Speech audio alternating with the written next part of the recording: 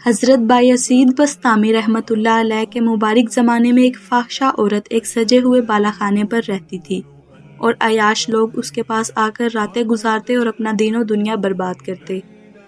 ایک روز شام کے وقت حضرت بایزید خود اس کے دروازے پر جا بیٹھے۔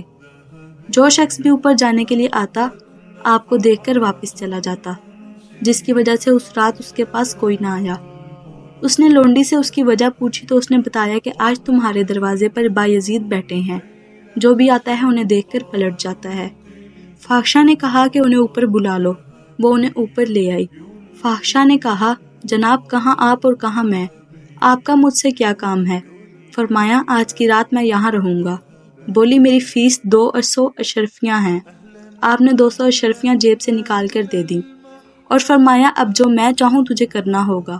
اس نے کہا منظور ہے۔ آپ اپنے کپڑوں کا جوڑا ساتھ لائے تھے، فرمایا اپنے کپڑے اتار کر یہ کپڑے پہن لو۔ اس نے پہن لیے۔ فرمایا اب 2 قدم آگے بڑھو۔ آگے بڑھی تو آپ نے آسمان کی طرف منہ اٹھا کر کہا الہی میں نے اس عورت کا ظاہر بدل کر نیک کر دیا ہے، اب اس کے باطن کو تو بدل کر نیک کر دے۔ پھر آپ نے فرمایا میرے یہ کپڑے اتار دے۔